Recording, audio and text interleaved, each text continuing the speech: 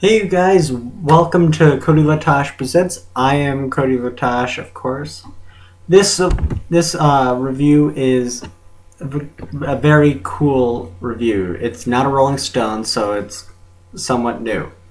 It is the second album of James Taylor, and it is Sweet Baby James. Here's the album. It's a very good album. I thought it's released by Warner Brothers. It's the first of his Warner Brothers era sort of records, released in 1970. So, without further ado, let's get to the first track. Now, the first song in this album is "Sweet Baby James." It is the title song of this album, obviously. And as you guys know, I personally think that the title song, the first song on the album, sets a whole tone for the album. No matter if it's a Justin Bieber's album, Michael Jackson, Tina Turner, Prince, doesn't matter. Let's say Justin Bieber had a great selling album, but the first song sucked, then obviously that sets the whole tone for his album, but other people think differently. Now, this is a very slow song to start the album, which is not unusual. It is obviously a song about his life because his name is James, and of course, this has a classic 1970s feel, which I love because. And I love music before I was born, so that's what makes it kind of unique. And it just puts a whole mash together of everything that's to come later on this album. So let's get on to the second track. The second track of this album is Lo and Behold. It is a great song. Here's the reasons why I think it's so great. I usually say that it's great, but this is one of the reasons why I don't even need to say it's great. It has a great sound, and it has a great beat with it. And when you mix those two together, it makes a great sounding song. It also makes a great transition from the first song, Sweet Baby James, which is a very slow song. This is it's a somewhat same rhythm in the beginning, and then it starts picking up, I believe. This is a very religious song. If you could tell by just like the first verse right off the bat, it's a religious song. And to me, this seems like a 1970s version of the "Wade in the Water" song sung by the slaves during slavery. So with that, the great sound, the great beat, mixing together with the previous song, Sweet Baby James, this just makes a great song. Let's go on to the third track. This third song in this album is Sunny Skies. If you just listen to the first 15 to 20 seconds to a minute of this song, you could obviously tell this is a very quicker pace than the first two songs on this album. I like the guitar in this just because of the beat and the rhythm. I come from a rhythm family, so then I could tell when a song has great rhythm because my father's a musician. My mother, this whole family comes from musicians, so I feel like I know when songs have good rhythm. But I'm not saying I'm the master of it. I honestly feel like you could definitely tell that this is a 70s song. It has that feeling to it. You could just hear it and you go, that's from the 70s. I don't know what year it's from, but I know it's from the 70s. This song also it seems a lot like the Raindrops Keep Falling on My Head song, because it just has that sunny skies, raindrops. It just has that sort of feeling to it that you get when you hear something, and it has almost the same tempo to it. Not the same beat, the same tempo. So, and it's also a very repetitive song. It says the word sunny skies a lot, which is obviously the song name. But other words that they use, he uses different different. Um, he doesn't use different names. The fourth track on this album is Steamroller. It is the blues version of Elvis Presley's song Steamroller Blues. It is considered a parody song of that, but I don't consider it a parody because when you think of parody, you think of comical, like Weird Al Yankovic. Obviously, the song's not. The beat to me sounds very similar to Michael Jackson's Cheater song. Just the beat and the notes and everything just sounds a lot alike. But Michael Jackson's Cheater song was in the 80s to 90s, so I wonder if he sort of heard this song and copied it. But I'm not saying he did or not. Obviously, he's talking about a woman, so that's a given that you just know that right off the bat because he wouldn't be talking about a man. This song has a lot of sexual flavor. Like it says, it's implying a lot of sexual stuff. I love the horns and the guitar in the song. When I heard this song the first time, I just had to hear it again. You don't really hear horns in a album or CD or anything. And when they do, they're usually horrible. This song was great. He took a lot of time on this one song, I bet, to get that right because it was just so great. The beat is by far one of my most favorite parts of this song, which makes it one of my top songs on this album. I love how everything just comes together. Like it's like peanut butter and jelly. You know those two are perfect together because they taste delicious and they are great. Now the beat and the tempo and the lyrics make it so great. But sadly, this is not one of my favorite songs on the album. It is not. But I love the rhythm, I love the horns, and I love the guitar on this whole song. But this is sadly not my favorite song on the album. Let's go on to the fifth album. Shit.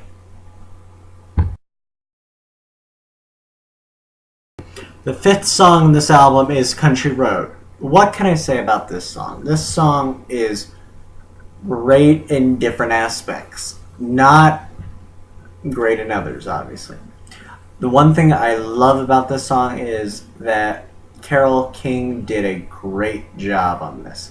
She played one of the best pianos I've ever heard on an album. And obviously, if you recognize that name, then you'll recognize it. In my last video, I mentioned her. The song had a great piano feel to it. And it is by far one of my second most favorite song on this album. The song has a great meaning to it, and to me it feels like it's talking about him traveling so much and he wants to go back to Massachusetts, but that's where he was born.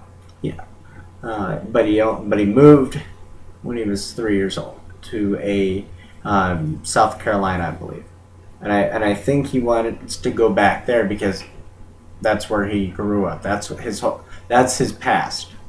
When you move, when you become famous, you become somebody totally different. And I think he's getting to that point where he knows he's going to be big, but you can't go back to who you were because you just can't.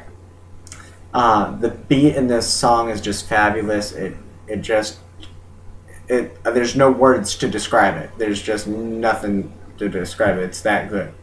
And he repeats the words "walk on down" 3 times, and I feel like that really means he wants to go back to his former self, because he's either not liking who he is, or he's not liking what other people are, or he maybe just wants to go back, which he doesn't have time anymore.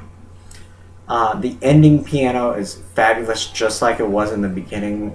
I have never heard anything like this before. The piano is great. Everything is. It's like there's just no words to describe it. That's how good it is. Let's go on to the sixth song.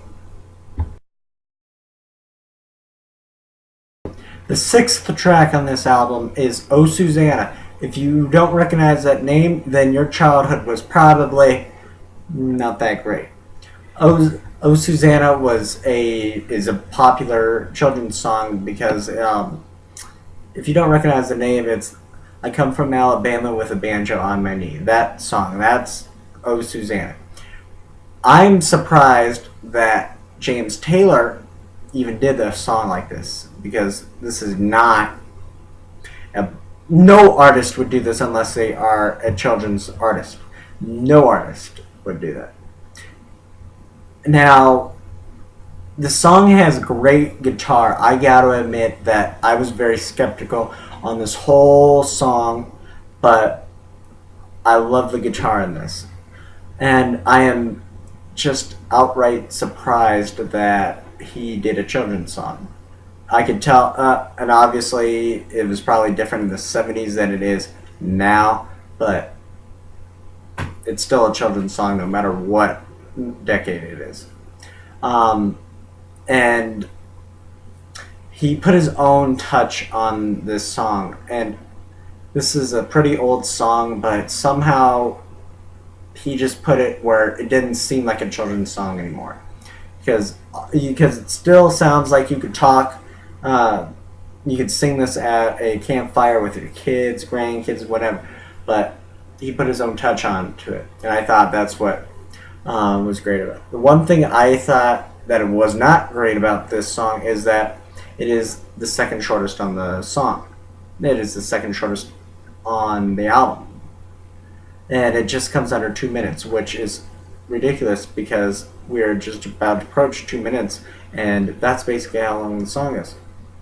So it's just surprising of how he did that. Like, there's nothing bad about it. It's just surprising that he would do a children's song on his second album. You would think that he would use a little bit more creative. Like I said in other videos, I think this was a filler song. It wasn't made to be a hit, and obviously it wasn't. So I wonder if it was, or maybe it was just a hit and miss situation. Let's go on to the seventh song.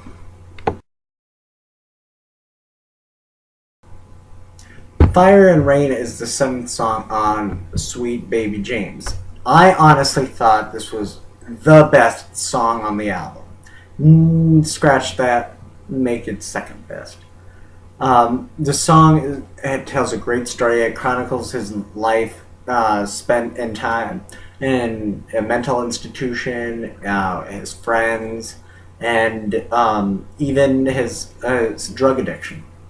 The first part of the song was indeed about Taylor's friend Susan, who died while James Taylor was in London writing songs for this album. The second part of this song was definitely about Taylor's struggle to overcome his drug addiction and depression, which is one reason why he went into a mental institution. And honestly, could a face like that not be in a mental institution? He looks perfectly normal to me. But okay.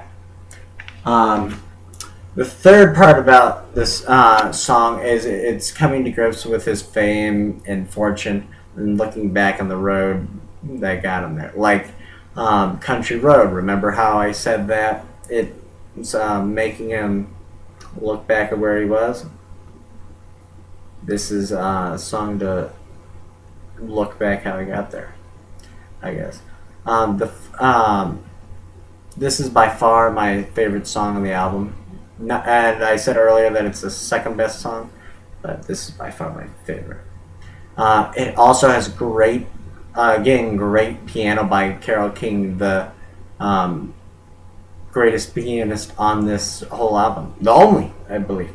Um, and it was underranked, I believe, in Rolling Stone's top 500 songs of all time. It was ranked at 227 out of 500, and I thought that was a little low for it. I thought it would be at least upper hundreds, maybe 150 plus, or but it's still it's just a little bit too low. Not I wouldn't rank it top 100 or anything because it's obviously not that, but it is obviously a great song. If you haven't heard it, listen to it, get the feeling for it. It is great. I promise you, you will fall in love with it. Let's go on to the next song. The next song is called Blossom. It is the eighth song of this album.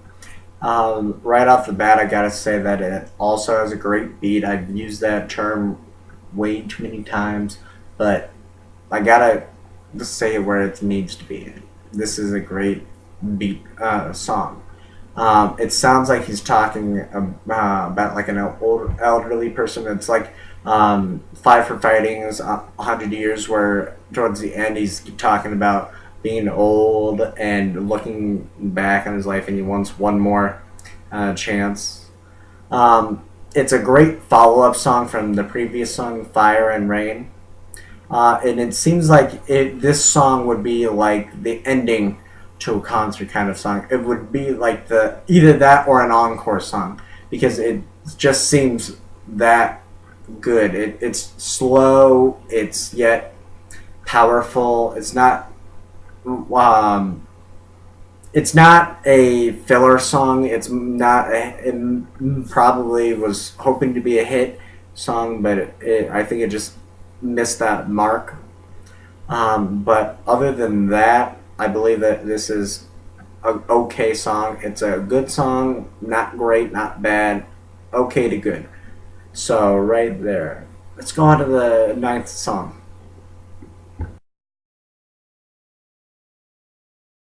The ninth song on this wonderful album is Anywhere Like Heaven. It is obviously he's trying to talk to a woman that he's interested in, or maybe his wife at the time or girlfriend, and he wants to try to keep her happy. It is the second longest song on this album, which is kind of good. I believe it's around 5 minutes long. Now you have 5 minutes if it is a little bit above that. It has that summertime feeling, you know. Oh, you're outside having a picnic, and you could hear the song on the radio, and it would just make the whole picnic great. Great.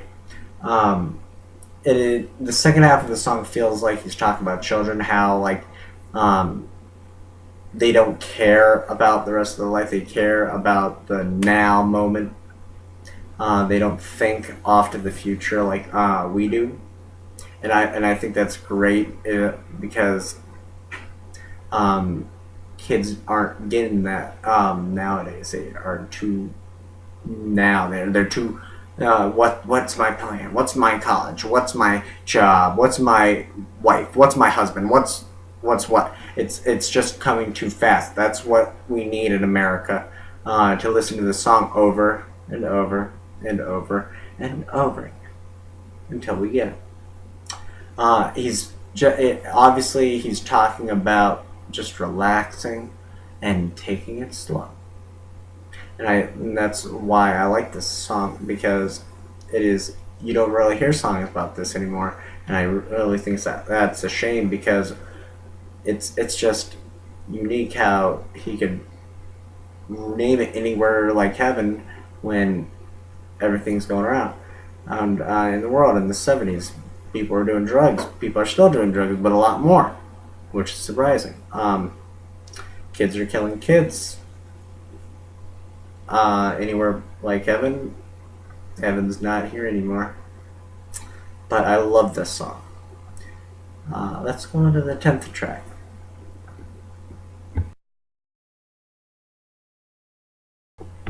This song has that 70s feeling to it right off the name of it. It's a very long name.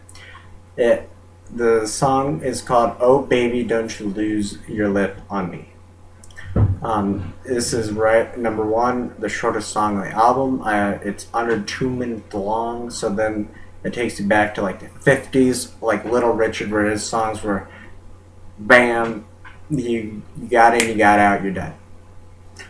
This is by far not my favorite song. It is not even, personally, I don't like this song, but it has some good points to it. I love the blues, but this type of blues I don't like. It's like the bongo kind of blues, like the coffee shop lights are dimmed, the bongo sort of blues. This is obviously a filler song. It is. I am willing to put money on this song, saying that this was put in there obviously not for a hit. Obviously, just put up space because you can't have back in the 70s albums with 10 tracks. Now you can't. You can have albums of 5, 6 tracks if they're good. But not. This is by far one of. This is by far the most least favorite album. Not album, the song. So let's get on to the last track, shall we? The 11th song on this album is Suite for 20G. Suite as in a hotel suite. And if you're wondering why it's called that kind of suite, is because he wrote it in a hotel suite when he put $20,000 down, saying that he could write this song, and that he needs one more song on this album, which is great. The song has a great beginning to it. When you hear it, it's just wonderful. I just love this. I fell in love with it. I had to hear it over and over and over and over and over and over and over and over again. The ending of it was great. It was just can't even say anything. It was so good. It had great rhythm as well, and I love the rhythm of this. This was, I don't know why I love the song so much, but so far it's great, and it is by far the longest song on the song. And I love that because it's the last song on the album, and then the last song should always be the longest of that. And towards the end, you hear the most wonderful, great, fabulous saxophone ever. It is. I love music with sax in it, and I don't know why. I just love when artists choose to use that because you don't hear it a lot anymore. And this is by far tied for my most favorite song on this album. And another thing it had was it had great horns, it had great sax, it had great horns, it had great everything. And if I listened to this for 100,000 times before I did this, I could probably figure out why I know why he chose 20G, not because of the money, but because there's just 20,000 things that are great about this. It had great beginning, it had a great middle, it had a great end, it had a great rhythm, it had a great saxophone, it had great horns, it had a great tempo, it had great everything. And just that all alone mixed together with everything else, it was just great. So that's the end of James Taylor's Sweet Baby James, second album on his whole career. First album on Warner Brothers. And if you have any questions, tips, or advice, please feel free to comment down below, like, subscribe my videos, and